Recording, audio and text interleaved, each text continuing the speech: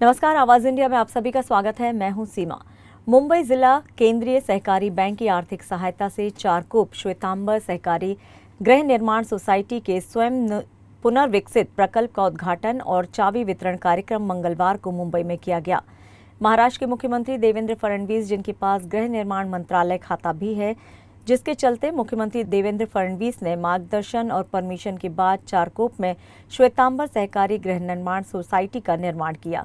इसी श्वेतांबर सहकार गृह निर्माण सोसाइटी का उद्घाटन और फ्लैट्स का चाबी सौंपने का कार्यक्रम संपन्न हुआ।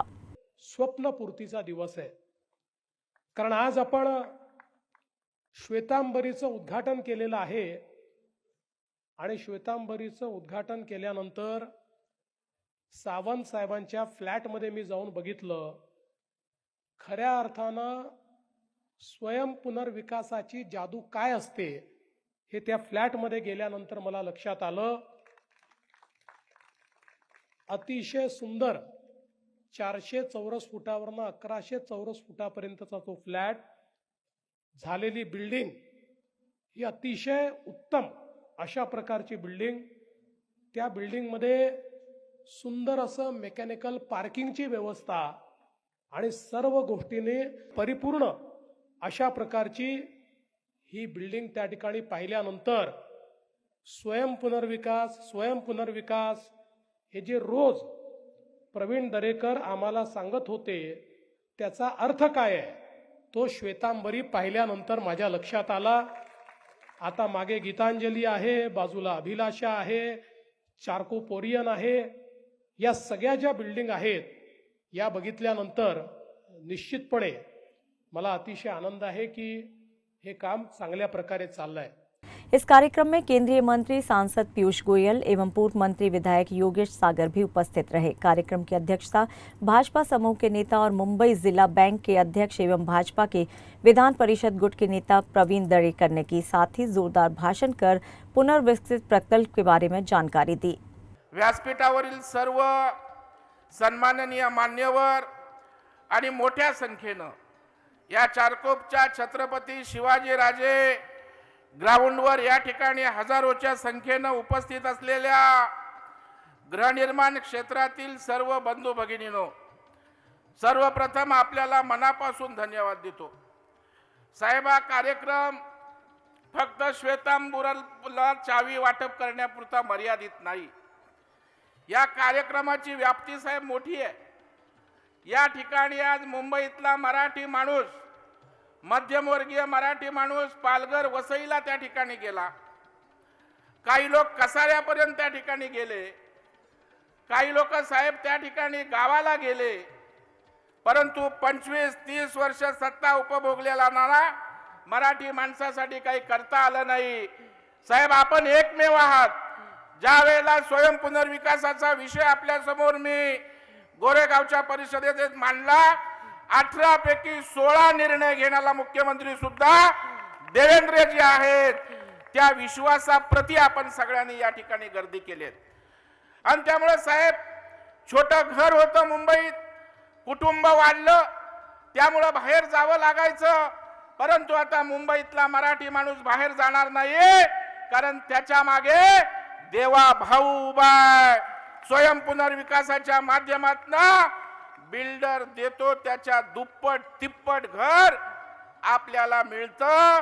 त्याचं उदांबर श्वेतांबरा डाव्या बाजूला आहे, समोर अभिलाषा आपल्या समोर आहे, त्याच्या बाजूला त्या ठिकाणी आर्या ओरियन आपल्या समोर आहे, मागे गीतांजली आपल्या समोर आहे, नंदनवन आहे। साहेब, सगळ्या बाजूला सेल्फ डेव्हलपमेंटच्या इमारती विकसित होत आहेत। लोकांच्या मनामध्ये आत्मविश्वास निर्माण झाला आहे की महाराष्ट्र सरकार स्वयं पुनर्विकासाला त्या ठिकाणी चालना देत आहे। कार्यक्रम का आयोजन चारकोप में श्वेतांबर सहकारी आवास सोसाइटी के बगल में सेक्टर 1 के छत्रपति शिवाजी महाराज मैदान में किया गया था। कार्यक्रम में मुंबई उपनगरीय जिला के संरक्षक मंत्री आशीष शेलार, मुंबई बैंक के उपाध्यक्ष सिद्धार्थ कांबले, महाराष्ट्र राज्य सहकारी बैंक के प्रशासक विद्याधर अनास्कर, मुंबई बैंक के निदेशक और विधायक प्रसाद लाड, मुंबई बैंक के निदेशक शिवाजी राव नलावडे, नंद कुमार काटकर, मुंबई हाउसिंग फेडरेशन के अध्यक्ष प्रकाश डारकेकर उपस्थित रहे। गृह निर्माण विभाग की प्रधान सचिव वल्सा नायर सिंह, सहकारिता विभाग के प्रधान सचिव प्रवीण दराडे, महाडा प्राधिकरण के उपाध्यक्ष संजीव जायसवाल, मुंबई गृह निर्माण मंडल के मुख्य अधिकारी मिलिंद बोरीकर मुख्य अतिथि के रूप में उपस्थित रहे।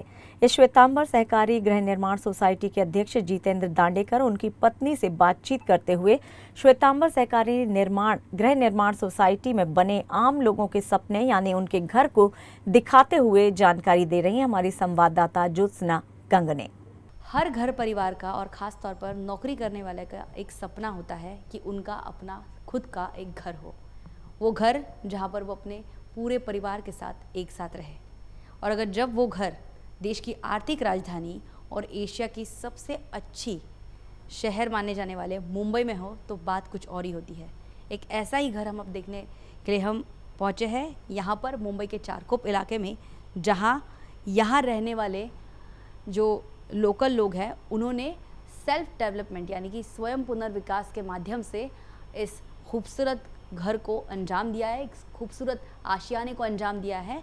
और ख़ास बात यह है कि उसका उद्घाटन राज्य के मुख्यमंत्री देवेंद्र फडणवीस इनके द्वारा किया गया है। इस इमारत की अगर बात करें जो स्वयं पुनर्विकास हम बता रहे हैं, इसका मतलब है कि यहाँ पर 1988 में एक 4 मंजिला इमारत थी जिसे मुंबई बैंक की तरफ से लोन दिया गया और उसके बाद एक खूबसूरत छोटी सी इमारत जो है वो एक खूबसूरत आशियाने में बदल गई और लगभग 4 माले की मंजिल जो है वो 22 माले में तब्दील हो गई। और जहाँ पर कुछ गिने चुने परिवार रहते हैं वहाँ पर अब 22 माले पर लगभग 100 से भी अधिक परिवार रह पा रहे हैं।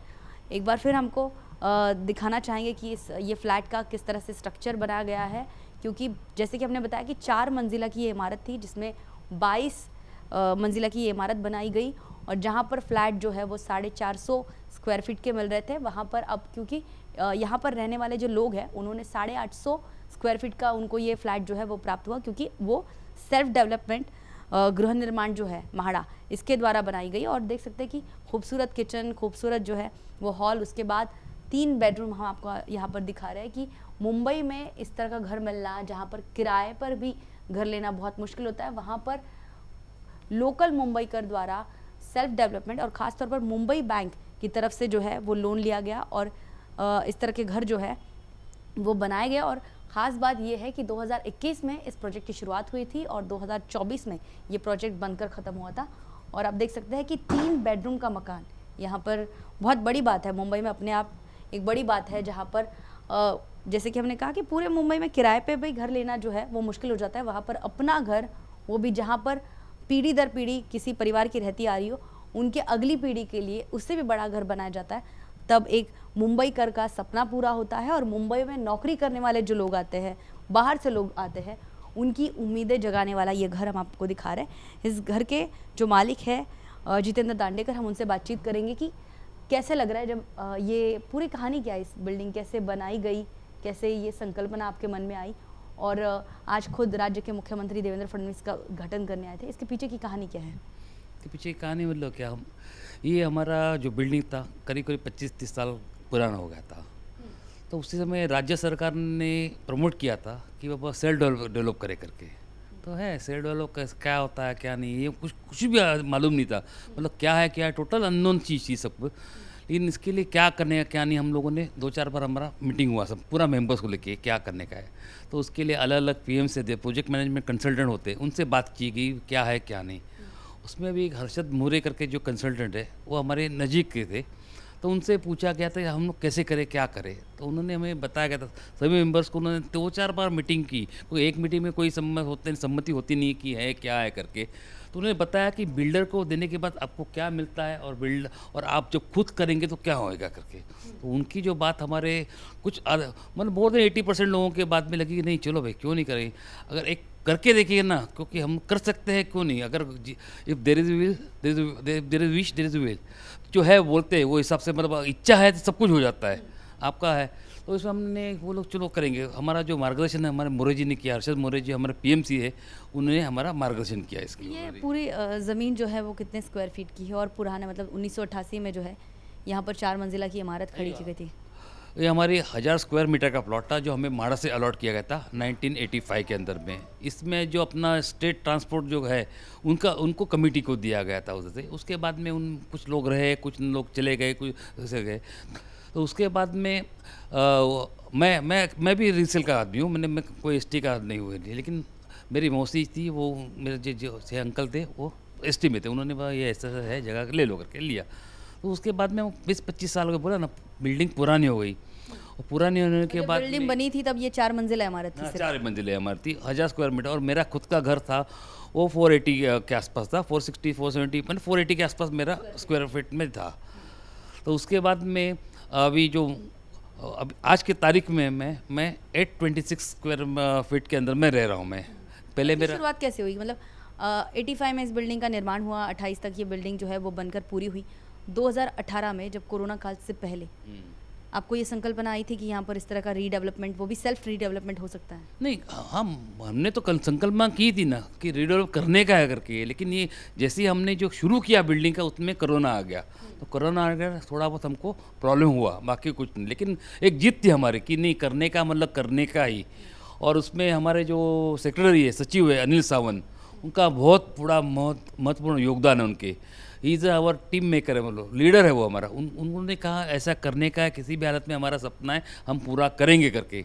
आपको मालूम है ये बिल्डिंग जो है हमारा करीब 54 करोड़ का है बिल्डिंग है ये हमारा। लेकिन इसके लिए आज तक हमने हमारा not a single penny has been taken from our member. एक पैसा भी हमने आज तक नहीं लिया है इसके लिए।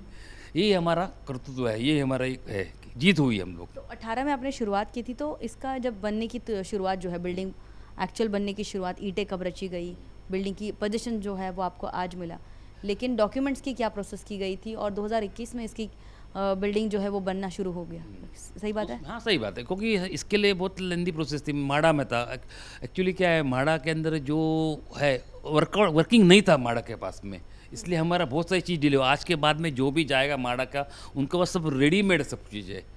कुछ जैसे अभी ये देखिए ना, ये अपना वर्ल्ड बैंक प्रोजेक्ट था, काय के लिए हाउसिंग का प्रोजेक्ट था। तो उसमें जो बिल्डिंग के लिए ना, बिल्डिंग के लिए सिर्फ प्रपोजल था, बिल्डिंग दिया। हमारे बिल्डिंग में मेरे 5 शॉप है नीचे। जब हमने देखा ना, हमने जब माड़ा का प्रपोजल गया तब बोले तुम्हारा बिल्डिंग का नाम ही नहीं इसका, तुम्हारी जो शॉप है 5 शॉप वो ही नहीं है, रेगुलराइज नहीं है करके। तो उसको रेगुलराइज करने के लिए हमको करीब 7-8 महीना, मतलब 1 साल के 7-8 महीने के ऊपर ही चला गया कि बाबा वो बोले नहीं आपको कुछ पैसा भरना पड़ेगा। बोले ठीक है पैसा भरना पड़ेगा, मेंबर है, आखिर वो भी मेंबर है, उनकी कोई गलती नहीं है इस चीज़ के लिए बोलो। तो उसके लिए उनको कैसा कैलकुलेशन कैसा करने का, कितना पैसा लेने का, क्या लेना। कागजाती प्रोसेस कितने दिन चले? तो बोला ना, इसलिए हम 18 के आसपास हमने शुरू की। हमने 21 में हमने घर खाली करके हमने शुरू किया। पहला जो हमारा बिल्डिंग पे बुलडोजर आया वो फरवरी में 5 या 6 फरवरी में 2021 में आया। तो वो घर जब छोड़ा था आपने, 450 स्क्वायर फीट का घर था, आपको यकीन था, भरोसा था, क्योंकि सरकारें बदल रही थी, क्या वापस घर मिलेगा हमारा, ऐसा लग रहा था आपको? नहीं, हमारे पे खुद भरोसा था, हमारे जितने मेंबर्स थे उनको भरोसा था कि हम लोग करेंगे करके ये। क्योंकि ऐसा नहीं, मतलब बड़ी बात नहीं कि पिछले जो हम लोग 10-15 साल से, आज की जो कमेटी है, हम पिछले 15 साल से हम ही लोग करे, तो उन लोगों को भरोसा था नहीं कुछ भी हो जाए, ये हमारी जो कमेटी है, हमारे चेयरमैन है, हमारे सेक्रेटरी है, हमारे जो कुछ 7-8 लोगों की कमेटी, वो हमको करके जीत दिलाएगी करके। तो 21 में शुरू हुआ, बिल्डिंग पूरी तरह से बनकर कब तैयार हुई? 24 में हुई पूरा बनकर। लेकिन उसके बाद में जो कुछ है, अभी देखिए ना, मैं करीब दिसंबर के आसपास हम लोगों ने 24 दिसंबर के आसपास हमने पोजीशन दे देना शुरू कर दिया उसके बाद में। लेकिन उसके बाद में कुछ पेपर्स वर्क होता है, क्या होता है, सब होता है उसके। और ओसी के लिए अप्लाई किया हमने। ओसी अप्लाई करने के बाद में उनका जो कंडीशंस है वो फुलफिल कर, ओसी अप्लाई करने के बाद में बीएमसी का कंडीशंस होता है, बहुत अलग अलग अथॉरिटीज़ होती है, उनका कंडीशन फुलफिल करते करते करते हमारा फेब आया। और 5 फेब को हमारा 101% हमारी जीत हो गई। मतलब पूरा कानूनी कागज़ में भी हमारा जीत हो कि ये बिल्डिंग हमारे नाम पे हो गई पूरी। और 2024 में पूरे फ्लैट्स तैयार होकर आपके पास ये पहुंच गए थे। और हमने अप टू दिसंबर में 2024 हमने सब फ्लैट बेच भी दिए थे, क्योंकि लोगों के ऊपर, जैसे हमारे लोगों को भरोसा था हमारे मेंबर्स के ऊपर, वैसे बाहर के लोगों को पता लगा कि अरे बाबा इन्होंने किसी की हेल्प नहीं लेकी, बिल्डर लेकी, इतना बड़ा काम किया, मतलब 100% अच्छा काम होगा करके। तो हम आपको बता दें कि 4 मंजिला की इमारत थी, 1000 स्क्वायर फीट की पूरी ये ज़मीन है। तो अभी तो ये 22 मंजिल की बड़ी ऊंची इमारत है, हम खुद जो है वो 13वीं मंजिल पर है। तो टोटल कितने फ्लैट्स थे, और अभी 22 मंजिला इमारत में टोटल अभी कितने फ्लैट्स से कितने परिवार रहते हैं? अभी पहले हमारे 19 फ्लैट थे और 4 शॉप थे। आज की तारीख में 64 हो गए हैं और 5 शॉप तो हमने बढ़ाई नहीं करके उधर में वो पूरा। तो ये शॉप जो आप बता रहे हैं वो किस, उसका ओनर कौन है, वो किसके हिस्से आते हैं? वो ओनर वही हमारे हमारे हमारे मेंबर है। वो भी पुराने सोसाइटी के मेंबर्स थे ना, उसके अंदर में हमारा 2 गोल्ड का दुकान है, एक बार्बर है और 2 डॉक्टर है, ऐसे 5 शॉप है। वो हमारे मेंबर है। वो हमने रीसेल जब हमारा रीडेवलपमेंट हुआ उसमें कोई हमने शॉप भी करने की कोई सोची नहीं कि जो फ़ायदा है वो हमारे मेंबर को ही मिले, मेंबर को ज़्यादा मिल जाएगा मिले करके, जो रेसिडेंट है करके उनको। आज एक बात बताइए कि मुंबई बैंक की तरफ से लोन जो है वो लिया गया था आपकी बिल्डिंग बनाने के लिए, तो मुंबई बैंक का इसमें कितनी भागीदारी है, कितना बड़ा योगदान है कि ये बिल्डिंग बनने में? क्योंकि इतनी बड़ी बिल्डिंग खड़ी करनी है, कोई बैंक डॉक्यूमेंट्स पूरे करने हैं नहीं करने हैं, म्हाडा के अंतर्गत ये बिल्डिंग बनाई जा रही है, तो ऐसे में एक मुंबई बैंक, क्योंकि इतनी सारी बैंक है और अब हम खुद ही देखते हैं कि कई सारी बैंक के कितने सारे फ्रॉड केसेस बाहर आते हैं, तो मुंबई बैंक पे आपने भरोसा कैसे दिखाया और उसका योगदान कितना है? क्योंकि मुंबई बैंक के लिए गवर्नमेंट की तरफ से ये प्रमोट किया गया था बैंक, ये मुंबई बैंक के घर से। बीच में आरबीआई ने कुछ कानून लगाए थे, उसमें किया था। अभी जैसे अभी आपको दरेकर साहब ने बताया था, उन्होंने अभी प्लस अपना सीएम जी का भाषण हुआ था, उन्होंने बताया कि कुछ आरबीआई का रिस्ट्रिक्शन था वो हुआ था, लेकिन वो सब रिसॉल्व करके हमें गवर्नमेंट ने बहुत हेल्प किया करके। जब भी हमें पैसे की ज़रूरत पड़ी, मतलब जो कुछ पैसा भरने का था कुछ करो, क्योंकि ये सब पैसा हमें म्हाडा को कुछ वो था, म्हाडे का जो पैसा भरने का था उसके लिए हमें मुंबई बैंक ने हेल्प किया हमें वो सब चीज़। और आप जबकि मतलब कितने करोड़ का लोन लिया गया था और कितने करोड़ का लोन जो है वो बाद में चुकाया गया, अभी क्या कुछ पेंडिंग बचा है आपका? क्योंकि ये इसीलिए पूछा जा रहा है क्योंकि ये एक बेंचमार्क सेट हो चुका है कि ये बिल्डिंग की सेल्फ डेवलपमेंट के अंदर इतनी बड़ी इमारत और इतने बड़े परिवार को सहारा मिल सकता है। देखिए अभी फुल 100% तो कैलकुलेशन हुआ नहीं है, अभी जस्ट हुआ है। ये करीब 54 करोड़ की हमारी बिल्डिंग है, ये कंस्ट्रक्ट कॉस्ट है उसका। उसके लिए हमने 10 करोड़ जो हमें कुछ इमरजेंसी में लेना पड़ा। अभी तक देखिए 18 माले तक हमने एक पैसे का लोन नहीं लिया था। आज ये 22 माले की बिल्डिंग है।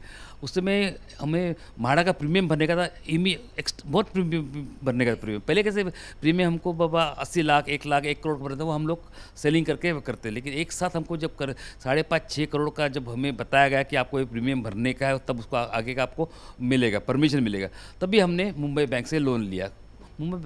वो बैंक लेके अब तक हम लोगों ने मुंबई बैंक का 4 करोड़ का लोन कर दिया है और 4 चुकता कर दिया है। और अभी जो हमारा रेरा के हिसाब से जो नया बोला ना, मैं अभी तक हमने हमारे मेंबर से एक पैसा नहीं लिया हम लोगों ने कभी। मेंबर से कंट्रीब्यूशन कुछ भी कंट्रीब्यूशन नहीं है, कुछ मेंबर का है। अभी जो एज़ पर रेरा जो है टर्म्स एंड कंडीशन सबका जो स्लैब वाइज पेमेंट आता है, ये जो लास्ट पेमेंट आएगा हमारा, अभी पोजीशन मिल गया। पोजीशन के बाद हमारा जो 5% या 10% जो कुछ है पूरा सीए के पास हमारा कैलकुलेशन है, वो होने के बाद में विदिन जब भी उनका पैसा आएगा विदिन 5 डेज हम लोग पेमेंट कर देगा पूरा। क्योंकि अपना मुंबई बैंक का जो इंटरेस्ट होता वो हमने रेगुलरली हम भरते गए। ऐसा नहीं चलो एक साथ में भरेंगे जब नहीं, इसलिए हमारे पास बर्डन कम है इसके लिए। और नो डाउट हमें मुंबई बैंक ने बहुत हेल्प की हर जगह पे। मुंबई बैंक की हेल्प है। यहाँ जो जितेंद्र दांडेकर हैं उनकी गृहलक्ष्मी यहाँ पर पहुँची है। क्या कहना चाहेंगी? आज बहुत तैयार होके, बहुत सुंदर भी लग रहे हो आप। तो तैयार होके आज जो है आप कार्यक्रम में शामिल हुई थी। खुद जो है देवेंद्र फडणवीस इन्होंने इस बात का उद्घाटन किया था, इस बिल्डिंग का उद्घाटन किया है। कैसे लग रहा है? बहुत अच्छा लग रहा है और इतना खुश है ना हम लोग कि देवेंद्र फडणवीस जी हमारी बिल्डिंग में आए, हमारे लिए बहुत उन्होंने किया है, तो बहुत अच्छा लग रहा है। और आज लग रहा है कि आज त्योहार है और हमारे मराठी में जो गुड़ी पाड़वा बोलते हैं ना, तो वो आगे मार्च में है, लेकिन मुझे लग रहा है वो आज ही हुआ है हमारा, मीन्स गुड़ी पाड़वा का दिन। इससे इतना नए साल की शुरुआत हुई। हम आपसे विनती करना चाहेंगे एक बार सर के बगल में बैठ जाइए, क्योंकि एक परिवार की खुशी हम एक साथ जो है वो आवाज़ इंडिया को दिखाना चाहेंगे कि कितनी खुशी होती है कि जब एक परिवार ये सपना देखता है कि उनका घर, अपना घर, वो भी मुंबई जैसे शहर में बने। तो जैसे ये घर बनकर पहली बार आप इस घर में प्रवेश किया, तब क्या भावना थी आपकी? मीन्स पहले आँख में पानी आया, मीन्स इतने घर देख के, क्योंकि मुंबई में एक अपना खुद का घर होना ये बहुत बड़ी बात है। तो वो देख के मुझे बहुत अच्छा लगा और आँख में पानी भी आया कि चलो। और 4 साल तो बाहर रहे, लेकिन वो अपनापन नहीं था जो अपने घर में जो अपनापन रहता है ना वो बाहर नहीं रहता है ऐसे। तो बहुत अच्छा लगा मीन्स ऐसे कि चलो आ गए अपने घर में मीन्स ऐसे। मैंने तो घर पे दरवाजे पे नमस्कार भी किया, चलो मीन्स बहुत अच्छा लगा इतना। खास बात जो है आप देख सकते हैं कि परिवार के चेहरे पर खुशियाँ भी है और आंखों में खुशी के आंसू भी है, क्योंकि यही एक बात होती है कि जब आप किसी शहर में रोज़गार के लिए जाते हो और बाद में उसी शहर में आपका घर बनता है, आपका आशियाना बनता है, तब खुशी कुछ जो है वो इस तरह की होती है। जर्नलिस्ट संतोष के साथ ज्योत्सना गंगने, आवाज़ इंडिया, मुंबई।